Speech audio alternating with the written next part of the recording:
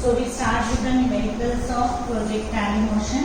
Projectile motion में हमने दो तरह का projectile किया था बच्चे, horizontal projectile and oblique projectile. Horizontal projectile में डिफरेंस क्या था हमारे पास, एक बार मैं आपको सारे फॉर्मूले रिकैप करा रही हूँ. Horizontal projectile का मीनिंग हुआ when you throw the projectile by giving the purely horizontal velocity. सबसे पहले projectile क्या होता है? Projectile is a particle to which we give some velocity, at least one component of which is horizontal. मतलब हम एक ऐसी velocity देते हैं जिसमें at least horizontal component जरूर हो. क्योंकि vertical component नहीं भी होगा तो भी हमें कोई प्रॉब्लम नहीं है, क्योंकि vertical direction में हमारे पास क्या लगती होती है? Acceleration due to gravity. तो प्रोजेक्टाइल जो होता है practically it is a 2D motion. It is motion in 2D. Motion in 2 dimension is a combination of 2 motions in 1 dimension. यानी अगर आप दो मोशंस को, जो 1D के दो मोशन है, उन्हें अगर आप कंबाइन करते हो, this is the combination of 2 independent motions in 1D, one along x axis and one along y axis. यानी 2 इंडिपेंडेंट 1D मोशंस को आप कंबाइन जब कर लेंगे तो आपका मोशन है 2D होगा. मिक्स नहीं करना, इंडिपेंडेंट है, यानी x एक्सिस अलग चलेगा, y एक्सिस अलग चलेगा. हॉरिजॉन्टल प्रोजेक्टाइल में हमारे पास जो वेलोसिटी हम देते हैं वो प्योरली हॉरिजॉन्टल होती है, यानी उसका y कंपोनेंट नहीं होता. जो भी u आपने दिया है वो x एक्सिस के अलोंग होता है एंड y कंपोनेंट इज 0. ठीक है बच्चे. एंड acceleration x axis के along नहीं होती. acceleration is only along the y axis, so it is uniform motion along the x axis and uniformly accelerated motion along the y axis. So combination of 2 motions, one along x axis and one along y axis, uniform motion along x axis and uniformly accelerated motion along y axis is basically the horizontal projectile. हालांकि oblique projectile में भी condition हमारी यही रहती है, uniform motion along x axis and uniformly accelerated motion along the y axis. But oblique projectile में हमारे पास जो कंडीशंस आ जाती हैं उसमें हम जो भी velocity देते हैं. horizontal projectile means you throw from some top of the tower an object और उसकी जो वेलोसिटी है वो प्योरली हॉरिजॉन्टल है, ux is equal to u. So जितनी देर में पार्टिकल वर्टिकल डायरेक्शन में h डिस्टेंस कवर करेगा उतनी देर में वो हॉरिजॉन्टल डिस्टेंस भी कवर करेगा due to its x component of the velocity. y component की वजह से y एक्सिस के अलोंग डिस्प्लेसमेंट होती है. इस केस में y कंपोनेंट नहीं था वेलोसिटी का, बट एक्सीलरेशन थी. तो y एक्सिस के अलोंग जो डिस्प्लेसमेंट कवर हो रही है वो इस एक्सीलरेशन की वजह से हो रही है. v is equal to u plus at लगा दीजिए. अगर u 0 है तो भी उसकी वेलोसिटी अलोंग y एक्सिस आ जाएगी. s is equal to half gt square के हिसाब से it covers some displacement along the y axis. जो y एक्सिस की डिस्प्लेसमेंट है वो इनिशियल 0 वेलोसिटी से होती है. तो s y will be equal to h is equal to half gt square. ये इक्वेशन बनेगी हमारी अलोंग द y एक्सिस, और अलोंग द x एक्सिस जो हमारी डिस्प्लेसमेंट आएगी that will be due to the x component of the velocity, जो इस case में पूरी की पूरी वेलोसिटी ही x एक्सिस के अलोंग है. तो x is equal to ut हमारी x एक्सिस की इक्वेशन है, h is equal to half gt square हमारी y एक्सिस की इक्वेशन है. t is common. जितनी देर में पार्टिकल ने x एक्सिस के अलोंग ut डिस्टेंस कवर किया उतनी देर में पार्टिकल ने y एक्सिस के अलोंग h डिस्टेंस कवर किया. So that is why this is the motion in 2D. आपका x एक्सिस अलग चलता है, y एक्सिस अलग चलता है. x एक्सिस में एक्सेलरेशन नहीं है, y एक्सिस में इनिशियल वेलोसिटी नहीं, इसलिए ये केस हमारा सिंपल केस हो जाता है हॉरिजॉन्टल प्रोजेक्टाइल का, where we don't have any velocity along the y-axis and any acceleration along the x-axis. तो पहले हम न्यूमेरिकल्स करेंगे हॉरिजॉन्टल प्रोजेक्टाइल के. उसमें मेरे यही फॉर्मूले यूज होने हैं. एट द मोस्ट हमें velocity at any instant of time चाहिए. तो velocity at any instant of time will be equal to vx square plus vy square तो एक बात हमेशा ध्यान रखेंगे, Vx हमेशा हमारा Ux के इक्वल होता है, जो इस केस में प्योरली u है, हॉरिजॉन्टल एक्सेलरेशन नहीं है। Ax is equal to 0। अगर हॉरिजॉन्टल एक्सेलरेशन नहीं है तो डेल्टा Vx भी हमारा क्या है, 0। There is no change in velocity along the x axis. तो x एक्सिस के अलोंग हमारे पास कोई भी वेलोसिटी चेंज नहीं होगी। जो इनिशियल वेलोसिटी u थी x एक्सिस के around throughout its path, हर इंस्टेंट ऑफ टाइम पे, किसी भी इंस्टेंट ऑफ टाइम पे velocity at any point is given by the tangent at that point, उसका horizontal component throughout u रहेगा, but vertical component increase होता जाएगा because it is falling freely and basically y axis के long तो it is like free fall only, क्योंकि initial velocity 0 है और acceleration g है। तो y एक्सिस के लॉन्ग तो ये मोशन इन 1D जो हमने पढ़ा free fall, so it is freely falling along the y axis, but simultaneously उसके साथ हमने उसको एक x कंपोनेंट भी दे दिया, like you throw the particle like this. अगर आप एक पार्टिकल को इस तरीके से थ्रो करते हो तो आपकी इनिशियल, ऐसे में मैं इसको थ्रो कर रही हूँ तो इनिशियल वेलोसिटी मेरी प्योरली क्या आएगी, हॉरिजॉन्टल। हॉरिजॉन्टल वेलोसिटी की वजह से हॉरिजॉन्टल डायरेक्शन में डिस्टेंस कवर होगा, वर्टिकल एक्सेलरेशन की वजह से वर्टिकल डायरेक्शन में डिस्टेंस कवर होगा, एंड u vx की जगह मेरे पास क्या आ जाएगा, u, और vy की जगह क्या आ जाएगा, gt। So it is u square plus g square t square, क्योंकि y कंपोनेंट y एक्सिस के लॉन्ग अगर मैं वेलोसिटी देखूंगी तो v is equal to u plus at अगर मैं लगाऊंगी तो इनिशियल वर्टिकल वेलोसिटी 0 थी और ay की जगह आई कैन पुट g, तो ये मेरे पास आ जाएगा 0 plus gt which means gt। तो vertical component of velocity at any instant of time is gt।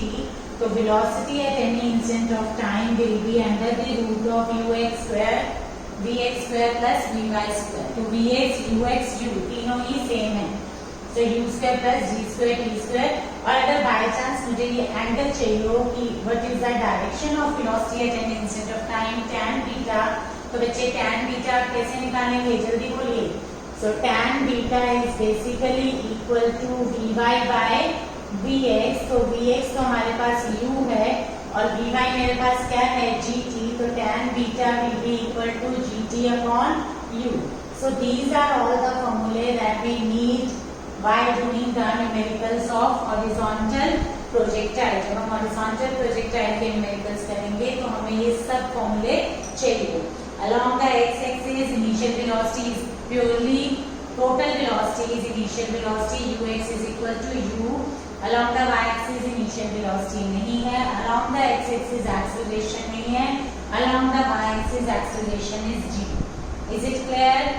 ठीक है बच्चे, now this was a recap. Now we start doing the numericals। आपके पास PDF होगी horizontal projectile की, so start doing the questions। The first question is, a body of mass n is thrown horizontally at a velocity v is equal to 60 km per hour from the top of a tower of height h. It touches the ground at a distance of 400 meter। So ये हमारे पास first question है horizontal projectile का। So when we do the first question, मतलब horizontal projectile, तो जो फॉर्मूले मैंने अभी आपको बताए हैं वही आपके रहेंगे। So इसमें हमें दो केसेस दिए हुए हैं। A body of mass m is thrown horizontally at a velocity of 60 km per hour from the top of a tower of height h. It touches the ground at a distance of 400 meters from the foot of the tower. Now another body of mass 2m is thrown horizontally with a velocity of 30 km per hour from the top of the tower of height 4h। अब ये दो बिल्कुल अलग, tower भी अलग हैं, bodies भी अलग हैं, मासेस भी अलग हैं, वेलोसिटीज भी अलग हैं। And at what distance from the foot of the tower would it touch the ground. सिर्फ हमें एक इंफॉर्मेशन गिवन है जो फर्स्ट के केस में गिवन है, that it touches the ground at a distance of 400 metre, जो हमें सेकंड के केस में निकालनी है। सो अगर हम फर्स्ट स्टोन की बात करेंगे या फर्स्ट ऑब्जेक्ट की बात करेंगे तो उसकी इनिशियल वेलोसिटी गिवन है 60 kilometre per hour. Kilometre per hour को साइमल्टेनियसली मीटर पर सेकंड में कन्वर्ट कर लीजिए। How much will it come, 300 upon 18। 300 upon 18 means 100 upon 6। 100 upon 6 means 50/3 metre per second. This is u1। The particle is thrown horizontally तो ये particle का purely x component है u1 is equal to u1x, क्योंकि y component particle का 0 है। So u1x is equal to u is equal to 50/3 metre पर second. सो ये उसका u1x और u1 दोनों ही सेम है। अब इसके अलॉन्ग अगर आप फर्स्ट स्टोन का एक्स एक्सिस अलग करेंगे, वाई एक्सिस अलग करेंगे बच्चे, एंड सेकंड स्टोन के लिए भी एक्स एक्सिस अलग, वाई एक्सिस अलग, तो फर्स्ट स्टोन का this was along the X axis, this is along the Y axis. तो वाई एक्सिस के अलॉन्ग उसका initial component of velocity is 0 because it has been thrown horizontally. बहुत clear दिया है बच्चे आपको न्यूमेरिकल्स में, ओब्लिक और हॉरिजॉन्टल के न्यूमेरिकल्स में लैंग्वेज ही ध्यान से देखनी है। तो असाइनमेंट में मैंने आपको हॉरिजॉन्टल का अलग दिया, अगर न्यूमेरिकल्स क्वेश्चन पेपर में तो लिखा हुआ नहीं आएगा कि हॉरिजॉन्टल प्रोजेक्टाइल है, तो आपको क्वेश्चन देखना पड़ेगा। Body of mass m is thrown horizontally at a velocity of 60 km/h from the top of a tower of, so u1x is u1, u1y is equal to 0, a1x मतलब first particle की acceleration of x axis 0, a1y is equal to plus g, ये आपका through out same रहेगा। Acceleration of x axis 0 है, acceleration of y axis will be g। Distance covered by the first particle along the x-axis s1x, ये हमें given है s1x is equal to, it touches the at a distance of 400 meter from the foot of the tower। Since this is given in 400 meter, बच्चे इसीलिए हमने speed को भी metre पर second में कन्वर्ट किया। So this is all information जो हमें फर्स्ट स्टोन की given है कि a particle of mass m, although मैंने जब आपको 1D पढ़ाया था आपको बताया था कि मास का कोई रोल नहीं है, बिकॉज हमारी किसी भी इक्वेशन ऑफ मोशन में मास नहीं आता। सो वेदर m और 2m will not matter at all, but फिर भी मैंने लिख दिया है। Fine. So the body of mass m is thrown horizontally at a speed of 60 km/h from the top of a tower of height h. It touches the ground at a distance of 400 meter. So this is given to us from the foot of the tower. Second के case में हमें क्या given है, we will write that and then we will solve it. Second का figure हम X axis अलग चलाएंगे, Y axis अलग चलाएंगे बेटा। हाँ जी, u1y is the initial velocity of first object along the y axis. u is a symbol for initial velocity। ठीक है बच्चे, फर्स्ट स्टोन की बात कर रहे हैं तो 1 लगा दिया। अब इनिशियल वेलोसिटी का y कंपोनेंट भी हो सकता है, पर इस केस में जब उसने हमें दिया है कि it is thrown horizontally, this means that the y component of initial velocity of the first stone is 0। Is it clear? When you throw an object horizontally, उसकी initial component of initial y component is 0। ये देखिए यहाँ मैंने uy 0 लिखा था, उसी uy को मैंने उसमें क्या लिखा है u1y, बिकॉज हमारे पास दो स्टोन्स हैं। So I need to cover the first stone as well as the second stone. So u1y is the y component of the velocity, initial velocity of the first stone. Is it clear? Similarly, u2y भी हमारे पास क्या आएगा 0, because he has given me this condition that the second stone is thrown from the height of 4h. इसका मास हमें दे रखा है 2m। Fine, its mass is given as 2m and its speed is given as 30 km/h. It means इसकी जो initial horizontal velocity है वो हमें 30 दे रखी है, तो u2x is equal to u2. So u2x is equal to u2 is equal to 30 km/h. तो 30 km/h को बच्चे आप मीटर पर सेकेंड में कन्वर्ट करेंगे। So u2x is equal to u2 is equal to 30 into 5/18 comes out to be equal to 50/6. 50/6 का meaning क्या हुआ बच्चे 25/3। That was 50/3, so it has to be 25/3, उससे हाफ है। So this is the horizontal component of initial velocity of second stone. U means initial, 2 means second stone, x means x component. और y component उसकी initial velocity का क्या था 0 a2x there is no acceleration of second stone along the x axis and acceleration of the second stone along the y axis is equal to plus g. Is this point clear to you? ठीक है बच्चे,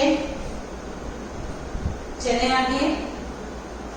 So now what information is given to me? हमें निकालना है भी our unknown is basically s2x. भी second stone कहाँ पे जाके हिट करेगा? So s2x is our unknown. S2y is given to be equal to 4h because it has been thrown from the tower of height 4h. तो s2x भी हमारा unknown है बच्चे. तो s2x क्या होगा बेटा? s2x is the horizontal distance. Horizontal distance cover होगा horizontal velocity से. s is ut plus half at square x axis के लिए अलग चला लो, s is ut plus half at square y axis के लिए अलग चला लो. अगर x axis के लिए चलाती हूँ बच्चे तो सेकेंड ऑब्जेक्ट है ut plus half at square. इसीलिए बच्चे मैंने सब कुछ लिखा है यहाँ पे. Now you have to simply put, otherwise the x axis के along मेरी acceleration 0. तो s2x is equal to u2x. u2x is given to me 25 by 3 into t, that is the time taken by the stone to reach the ground. अब अगर बच्चे मैं s2y लगाऊंगी, time taken by the stone निकालूंगी तो वो भी मेरा किसकी टर्म्स में आएगा? h की टर्म्स में आएगा. और h हमारा क्या है? अननोन. अगर मैं यहाँ पे इसकी टाइम टेकन, तो बच्चे अगर मैं सेकेंड स्टोन के लिए फिगर बनाती हूँ, सेकेंड स्टोन की इक्वेशन बनाती हूँ s2y की कि सेकेंड स्टोन को कितना टाइम लगा, तो सेकेंड स्टोन का s2y is equal to 4h is equal to half g t2 square. Fine. तो बच्चे जब हमने सेकेंड स्टोन के लिए किया तो सब कुछ हमारा सेकेंड स्टोन के हिसाब से आएगा. तो टाइम भी आपका t2 आएगा. Fine. So this will be equal to 4h is equal to half gt square. Is this point clear to you? तो s is ut plus half at square second stone के लिए लगाओ. s is equal to ut plus half at square आप second stone के लिए लगाइए. तो second stone कितनी हाइट, वर्टिकल डिस्प्लेसमेंट कितनी है? 4h. उसकी इनिशियल वर्टिकल वेलोसिटी क्या है? 0. और एक्सेलरेशन कितनी है? g. तो 4h is equal to half g into t2 square. So what will be t2? t2 square is equal to 8h upon g. And what is t2? t2 is equal to under the root of 8h upon g. Is this point clear to you? So t2 is equal to under the root of 8h upon g. Now this t2 is given in terms of h. अगर मेरा question, the question is find the distance where the second stone will hit the ground. तो हमें s2x निकालना है. तो s2x निकालने के लिए मुझे चाहिए तो t2 ही था. अब t2 निकालने के लिए अगर मैं t2 को h upon g की टर्म्स में डाल दूं तो then again it is unknown. तो हमें h को निकालना पड़ेगा from the information which is given for the first stone. तो अगर मैं फर्स्ट स्टोन की बात करूं बच्चे, तो फर्स्ट स्टोन की जो हमारी इंफॉर्मेशन है उससे हमें क्या मिलना हुआ है? s2x हमें गिवन है, s1x गिवन है, sorry. So what is h?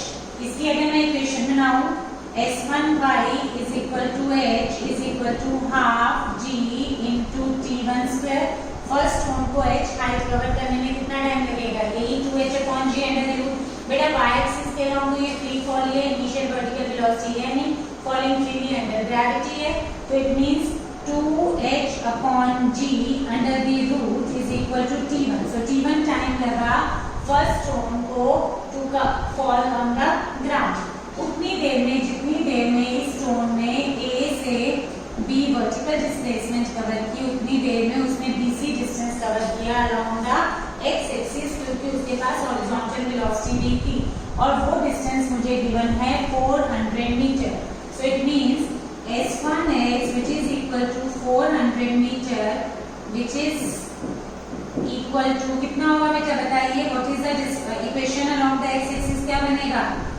s1x is equal to 400 is equal to, इसके लिए ut plus half h square लगाइए. ये तो है ही x axis के along, तो सिर्फ क्या बनेगा? u1x into t1, u1x into t1. तो जब जब आप इस T1 को सब्स्टिट्यूट करेंगे इसमें, so you have got S1x is equal to 400 is equal to U1x into T1, and U1x is nothing but equal to U1 into T1, and T1 अभी आपने पीछे क्या निकाला है, √2h upon g.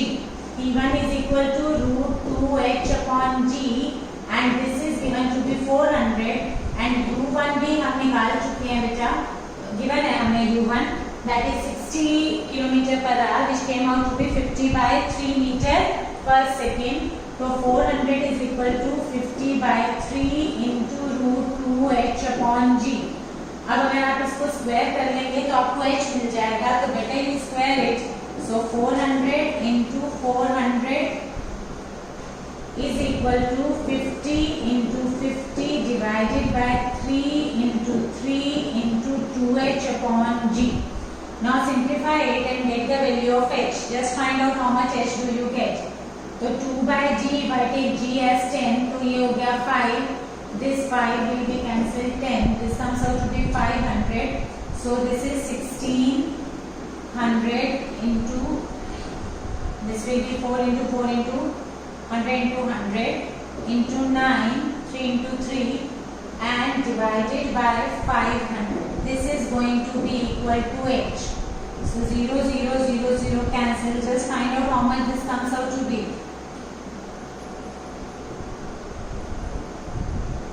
So 320 into 9, h is equal to 320 into 9. I think 2880 meter. Just check out the calculation. 9 to 18, 8. I think this should be the height of the tower. तो जब h हमें मिल गया तो इसका मतलब सेकंड स्टोन की जो हमें इंफॉर्मेशन गिवन थी उसमें हमें 4h था, तो 4h की जो वैल्यू है उसमें आप कुछ कर देंगे तो S2x will be equal to 25 by 3 into T2.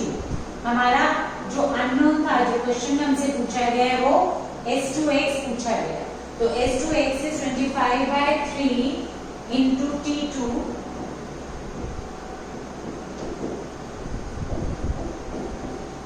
And what is T2? T2 came out to be equal to √8h upon g. Obviously ये √2h upon g, अगर h हाइट से आता है तो √2h upon g standard formula है हमारा.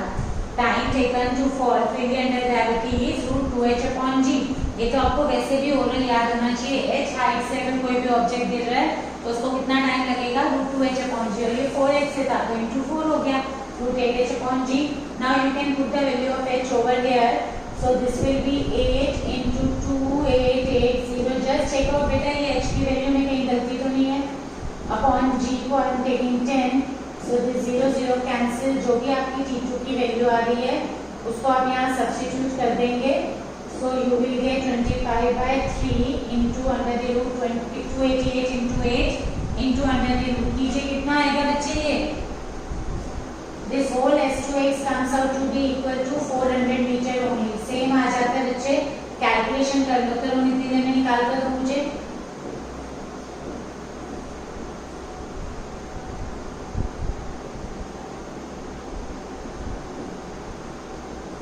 This is 2304 under the root. So 2304 under the root, ये perfect square होना चाहिए बेटा. Check it out. 2304 should be the perfect square.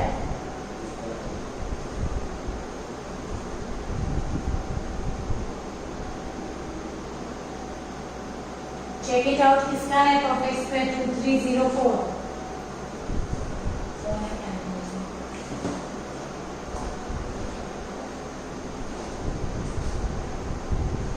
So we come to the next question. इसको आप solve कर लेना, देख लेना.